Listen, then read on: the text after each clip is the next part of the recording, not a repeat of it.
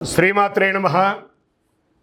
గురవే సర్వలోకానాం విసజే భవరోగిణాం నిధయే సర్వవిద్యానాం దక్షిణామూర్తయే నమః.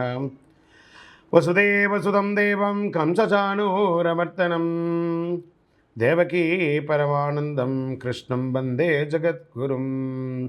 సద్గురుకులదేవతాభ్యో నమః. ప్రతి ఒక్కరు కూడా మీ యొక్క గురువులను, మీకు విద్య నేర్పిన గురు, మీ యొక్క ఉద్యోగంలో గురు, మీకు వ్యాపారంలో గురు, మీ ఇంటి గురువులు, జగద్గురువులందరినీ కూడాను ప్రార్థన చేసుకోండి.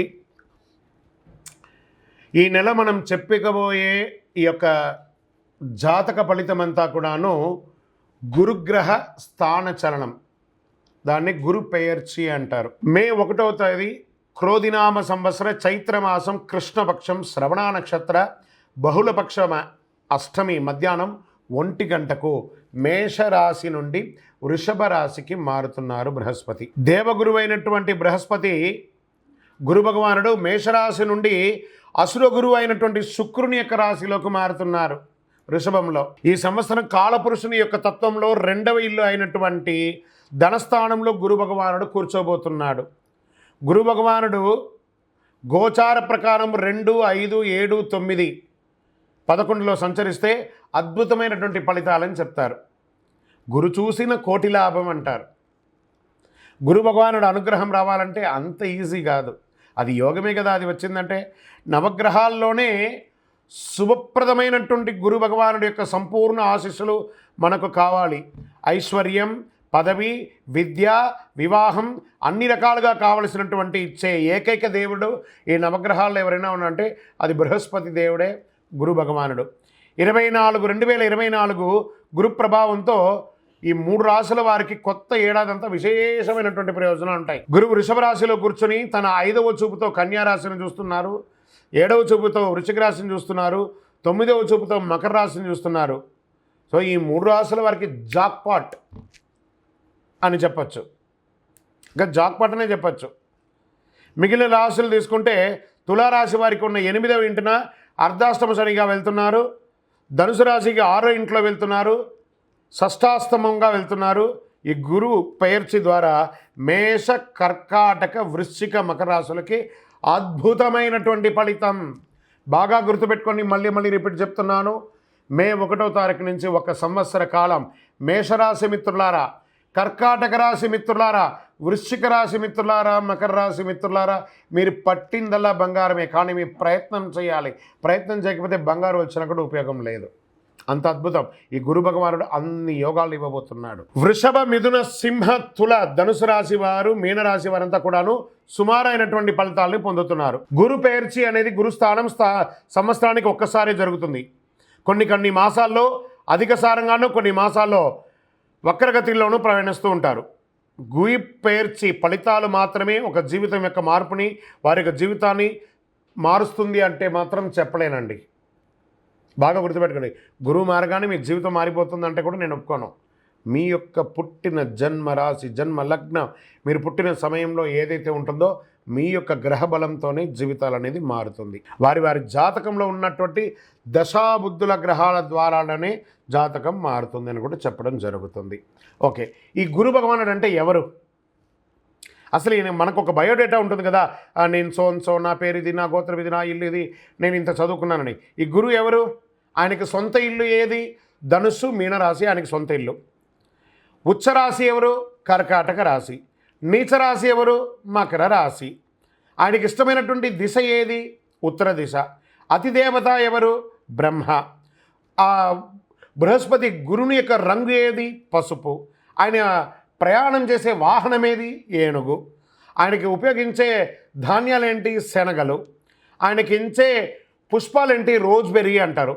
వస్త్రం పసుపు రంగు వస్త్రం వారికి ఇష్టం. వారు ధరించే రత్నం ఏంటి? పుష్యరాగం, కనక పుష్యరాగం. వారికి ఇచ్చే నివేదన ఏంటి? శనగల పొడితో తయారు చేసిన అన్నం చాలా ఇష్టం వారికి. వారికి ఇచ్చే లోహం ఏంటి? బంగారం. ఆయన యొక్క జాతి ఏంటి? మగ జాతి. ఆయన యొక్క అవయవం ఏంటి?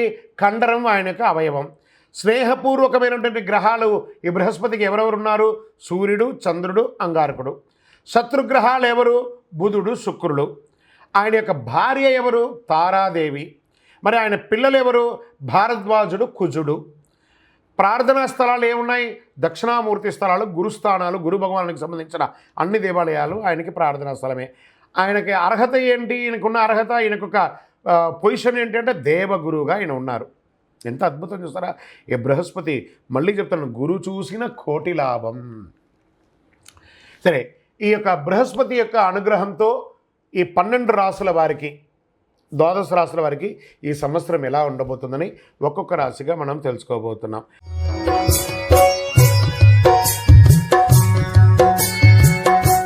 ప్రపంచమంతా నివసించే సింహరాశి మిత్రులారా, మీకు సూర్యుడు ఎలా ఉంటుందంటే ఈ సింహరాశి వారికి ఈ యొక్క గురు పెయర్చి గురు భగవాను యొక్క స్థాన మార్పిడి ఎలా ఉండబోతుంది ఈ సంవత్సరం మనం తెలుసుకుందాం.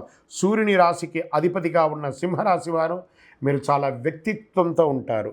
గురు భగవానుడు మీ రాశిలో 10వ ఇంట్లో కూర్చోవడం వల్ల మీకు ఎలాంటి ప్రతికూలత ఉండదు.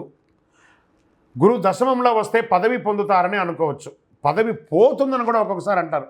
అవన్నీ లేదు. గురు భగవానుడి యొక్క దృష్టి 2, 4, 6 ఇంటి బయట ఉండడం చాలా విశేషం. గృహస్థానం, శుభస్థానం నుండి వృత్తి స్థానానికి వెళ్తున్నారు. మీ ధన వాకుస్థానం, సుఖస్థానం, రుణ రోగ స్థానం నుంచి చూస్తున్నారు. కుటుంబం అంతా కూడా ఆనందంగా ఉంటుంది. మీ కుటుంబంలో ఉత్సాహం ఏర్పడుతుంది.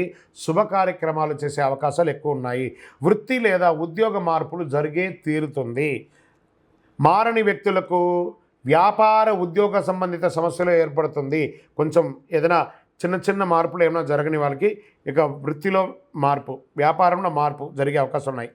మీ వృత్తికారకుడు శని కళత్ర స్థానంలో ప్రయాణిస్తున్నాడు. మరికొన్ని సమస్యలు ఎదుర్కొనే అవకాశాలు ఉన్నాయి.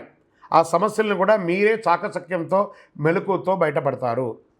వృత్తిలో సమస్య, ఉద్యోగం చేస్తున్నటువంటి స్థలంలో సమస్య, ఇవన్నీ కూడా తొలగిపోయి సంవత్సర ద్వితీయంలో ఆదాయం పెరుగుతుంది. కొత్త ఇల్లు, స్థలం, వాహనం కొనుగోలు చేస్తారు. అప్పులు తీరుతాయి. దీర్ఘకాలిక వ్యాధులన్నీ తొలగుతాయి. శత్రువుల సమస్య నుండి బయటపడతారు. ఆలోచనలు నెరవేరే సంకల్ప సిద్ధి సమయం అయింది. సుఖస్థానం, రుగరోగ స్థానం నుండి బయటపడతారు. డబ్బు వస్తూ ఉంటుంది, ఖర్చు కూడా పెరుగుతూ ఉంటుంది. బయట ఇచ్చిన డబ్బులు, ఎక్కడో స్టక్ అయిన డబ్బులు కూడా మీకు వస్తాయి.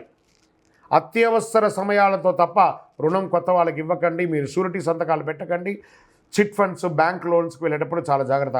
ఇంటి కన్స్ట్రక్షన్స్ కోసం లేదా వ్యాపార కన్స్ట్రక్షన్స్ కోసం, లీగల్ ప్రొసీడింగ్ కోసం మీరు అప్లికేషన్స్ పెట్టుంటే అవన్నీ కూడా వచ్చే అవకాశాలు బాగా ఉన్నాయి. మీరు పనిచేసే చోట మీ సబార్డినేట్స్ సమస్యలు సృష్టించే అవకాశాలు ఉన్నాయి. జాగ్రత్తగా ఉండండి. ఎవరిని కించపరచకుండా మాట్లాడండి. మీ వైఖరిలో మార్పు తెచ్చుకోండి. ఎలక్ట్రానిక్స్ వాళ్ళకి, ప్రింటింగ్ వాళ్ళకి, ప్రెస్ వాళ్ళకి చాలా అద్భుతంగా ఉందని చెప్పచ్చు. ఐటీ వాళ్ళకి మిశ్రమం. రాజకీయ నాయకులకి మిశ్రమ లాభగండం. లాభం ఉంటుంది, గండం ఉంటుంది. ప్రజాక్షేత్రం వెళ్ళేటప్పుడు ఒళ్ళు, నోరు, శరీరం అంతా కూడా అదుపులో ఉంచుకొని ఉండండి. అప్పుడే మనం గెలుస్తాం. తప్పకుండా మీరు కోరిన కోరికలు నెరవేరుతాయి.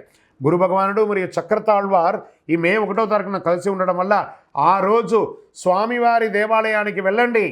మీ వయసు ఎంత ఉందో అన్ని దీపాలు వెలిగించండి. శనగలతో ఒక మాల వేయండి.